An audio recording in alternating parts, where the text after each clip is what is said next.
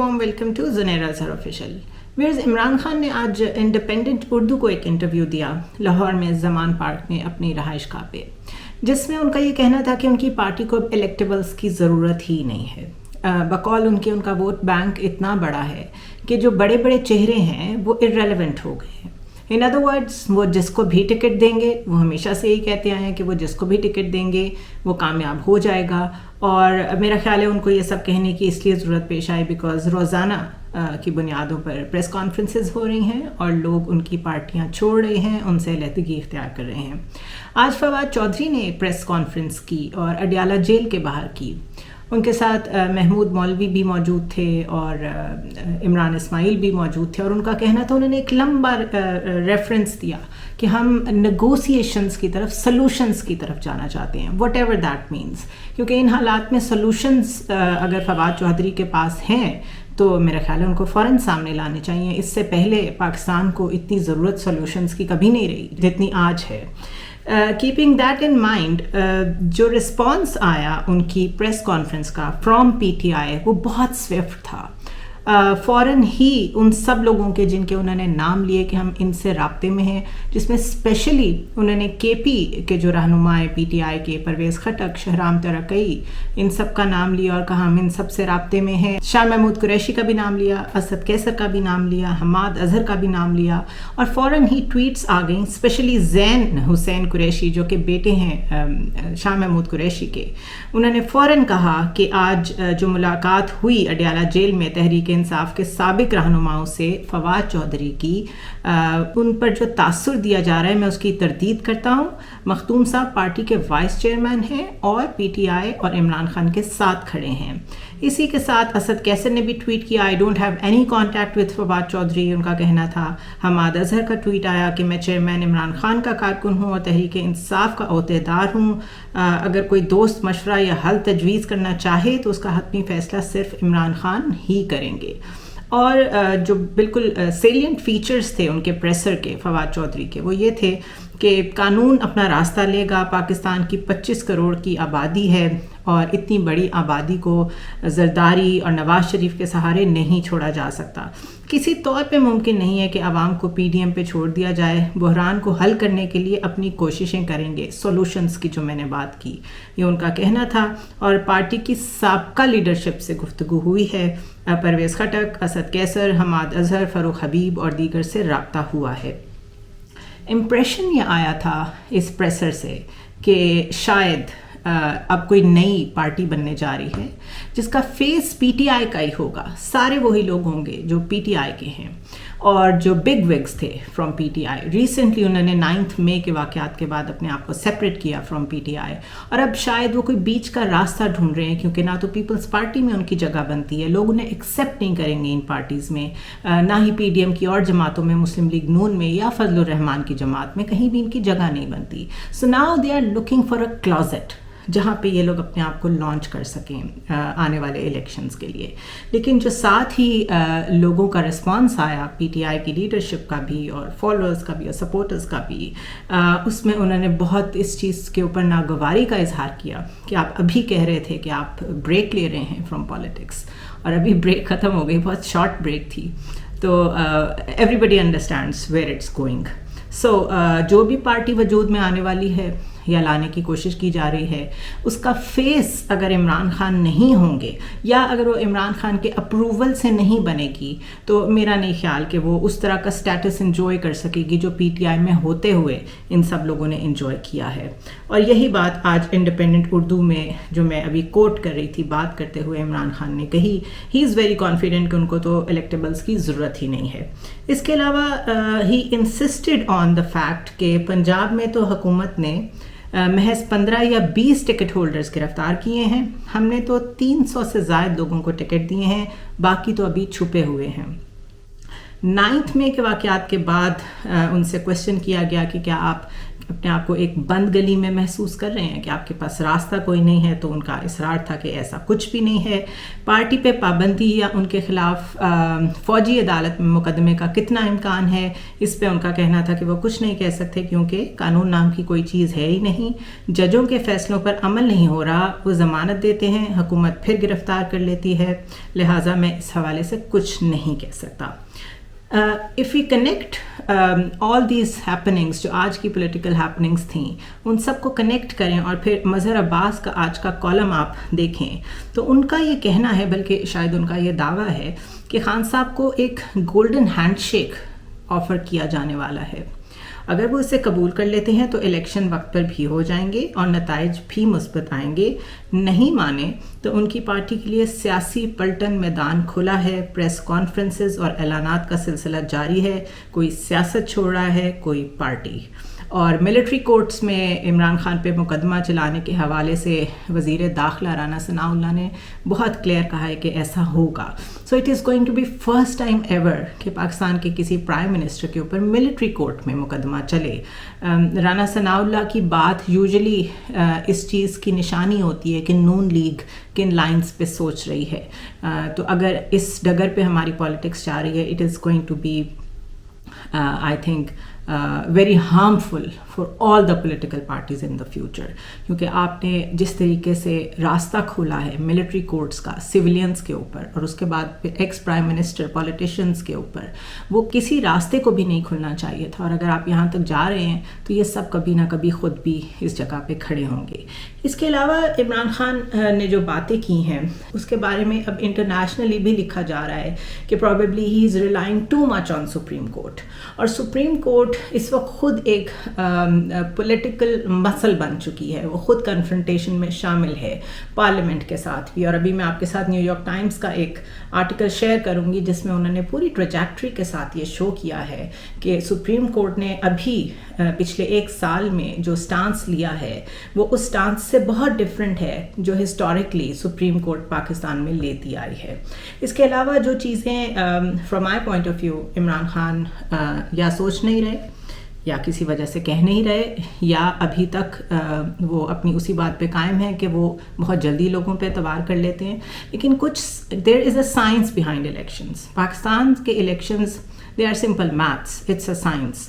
آپ نے کیلکولیشنز کرنی ہوتی ہیں ٹو گیٹ دیئر میجورٹی لینے کے لیے. اگر آپ وہ نہیں کرتے، اگر آپ کے نمبرز پورے نہیں ہوتے اور آپ کے تعلقات مقتدر حلقوں سے اچھے نہیں ہوتے تو آپ گورنمنٹ نہیں بنا سکتے. آپ کو الیکٹیبلز چاہیے ہوتے ہیں، اور الیکٹیبلز تو اتنی بڑی ریالٹی ہیں کہ ہم دیکھ رہے ہیں کہ آئین میں ترامیم ہو رہی ہیں اور پارلیمنٹ کا پورا فوکس ہے کہ جتنے لوگ نااہل ہو چکے ہیں ان کو واپس پولیٹیکل فولڈ میں لایا جائے. نواز شریف کی مثال ہے، جہانگیر ترین کی مثال ہے، فیصل واوڈا بھی آئیں گے، آپ اور بھی لوگوں کو دیکھیں گے. تو الیکٹیبلز کے بغیر پاکستان کی پالیٹکس انکمپلیٹ ہے. اسی طرح تنظیم سازی، میرا خیال ہے اس ورڈ کو ہم نے جتنا سنا ہے اتنا سمجھا نہیں کہ آپ کس طرح ہر لیول پہ، تحصیل لیول پہ، یو سی لیول پہ، ضلع کے لیول پہ، ہر لیول پہ کیسے آرگنائز کرتے ہیں اپنی پارٹی کو. ایسے ہی چیف آرگنائزر نہیں بن گئی مریم نواز، کسی وجہ سے بنی ہیں، because she needs to connect at all levels. That's a different debate کہ وہ اس میں کتنی کامیاب ہوتی ہیں. سو یہ ایک حقیقت ہے، الیکٹیبلز کو آپ ڈینائی نہیں کر سکتے. جو آپ کی تنظیم سازی ہوتی ہے پالیٹکس میں اس کو ڈینائی نہیں کر سکتے. فیملیز کا رول ڈینائی نہیں کر سکتے. خاندانوں کی حکومت ہوتی ہے اور خاندان آگے سے خاندانوں کو ساتھ ملاتے ہیں.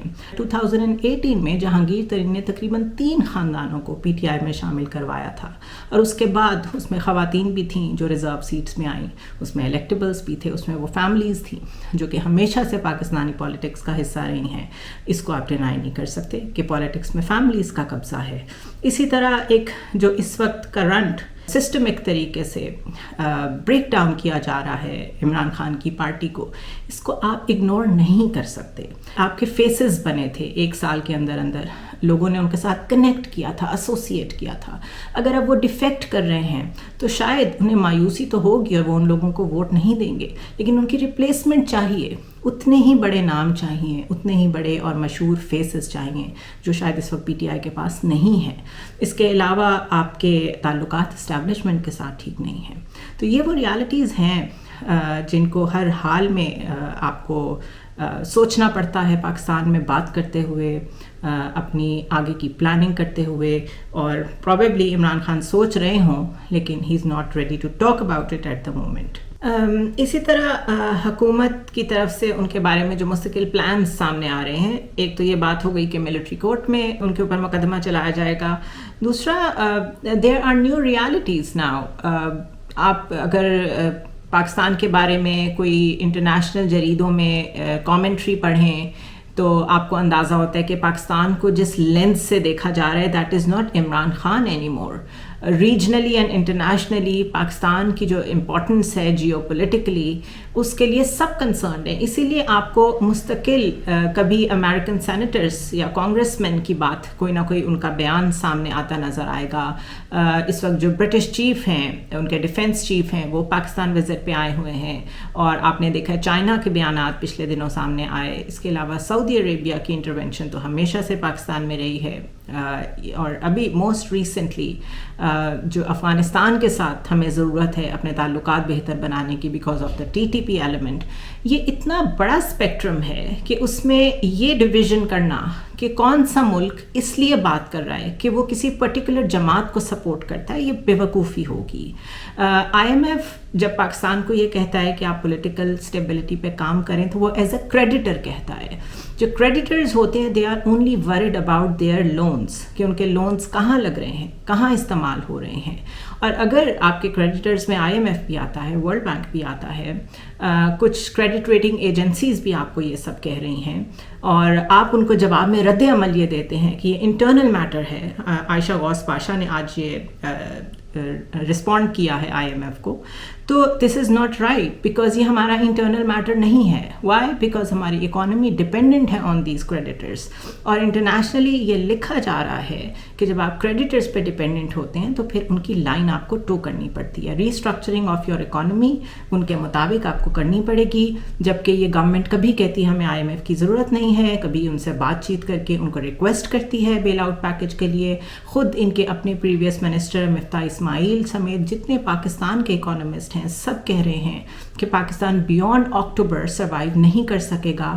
تو پی ڈی ایم گورنمنٹ اگر یہ سمجھتی ہے کہ وہ آن پیپرز پاکستان کو ایک معاشی بحران کا شکار چھوڑ کے چلی جائے گی, اور اس کے بعد الیکشنز میں یہ نعرہ لگائے گی کہ ہم تو ٹھیک چھوڑ کے گئے تھے, بعد میں پتہ نہیں کیئر ٹیکر سیٹ اپ نے کیا کر دیا, تو یہ ان کی خام خیالی ہے. بیکاز پچھلے 1 سال میں 2 سالوں میں اکانومی پہ جتنی بات ہوئی ہے, خود عمران خان نے اکانومی پہ اپنی گورنمنٹ کے دوران جتنا کرٹیسزم برداشت کیا ہے, آہستہ آہستہ یہ بات سب کو سمجھ آ گئی ہے کہ جو بیک بون ہے وہ اکانومی ہے, اور گورنمنٹ چاہے کوئی بھی ہو آپ کو اس پہ فوکس کرنا پڑے گا.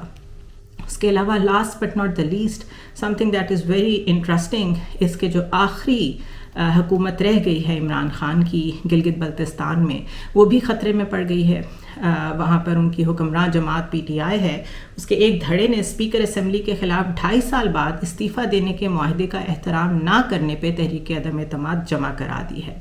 وجہ کچھ بھی بنے, آزاد کشمیر میں بھی پی ٹی آئی کی گورنمنٹ ختم ہوئی, اور یہاں بھی معاملات ایسے ہی لگ رہے ہیں کہ جو break down of P T I ہے وہ شاید یہاں بھی فیکٹر بنے گا, اور یہاں بھی ان کی حکومت ختم ہوگی. سو بیسکلی جو پورا ہیپننگ آف دا ڈے ہے اس میں عرفان قادر صاحب کی بات لے لیں یا وزیر داخلہ کی بات لے لیں تو عمران خان کے گرد گھیرا تنگ ہو رہا ہے.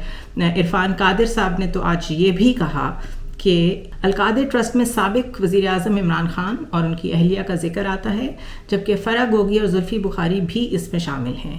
انہوں نے کہا یہ ایک واضح کیس ہے, دنیا میں اس سے بڑی بدعنوانی کی کوئی مثال نہیں ملتی. اور ساتھ ہی اسی کیس میں القادر ٹرسٹ کیس میں فروغ نسیم, علی زیدی, خالد مقبول صدیقی نے بھی آج نیب میں اپنا بیان ریکارڈ کروا دیا ہے.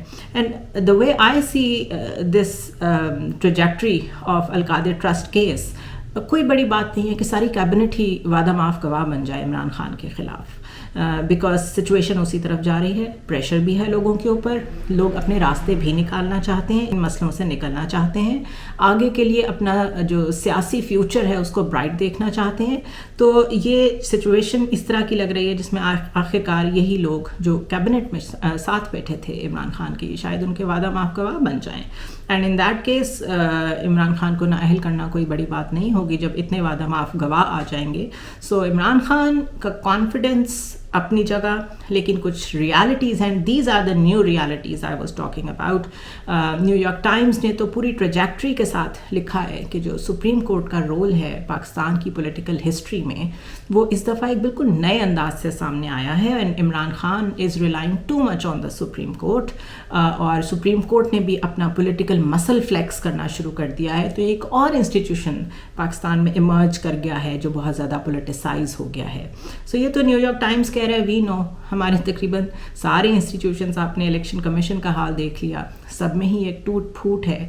اور یہ اس کو کہنا چاہیے کہ ایک انٹرنل ہم لوگ کیوس کا شکار ہیں, جس پہ ہمارے کریڈیٹرز بھی وریڈ ہیں. اور جب کریڈیٹرز بات کرتے ہیں تو ہم سمجھتے ہیں ہماری ساورنٹی پہ اٹیک ہوا ہے, جبکہ ساورنٹی آپ کی کوئی نہیں ہوتی جب آپ اکنامکلی انڈیپینڈنٹ نہیں ہوتے. اور آج ہی میں لاسٹ خبر جو آپ کے ساتھ شیئر کرنا چاہوں گی وہ یہ تھی کہ بجلی کی قیمت میں ₹1.60 فی یونٹ اضافے کی منظوری دے دی گئی ہے, اور یہ بھی بیک ڈیٹ سے ہوگا. سو گرمی بھی ہے, بجلی بہت استعمال بھی ہو رہی ہے, لوڈ شیڈنگ بھی ہے, اس کے باوجود جو بلز آئیں گے, جب آپ کی اکنامک ایکٹیویٹی بھی جنریٹ نہیں ہو رہی, لوگ لے آفس کا شکار ہیں, ان ایمپلائمنٹ کا شکار ہیں, تو یو کین ویل امیجن کہ بلز کی شکل میں کتنا بڑا لوگوں کے اوپر بوجھ پڑنے والا ہے. I'll see you tomorrow.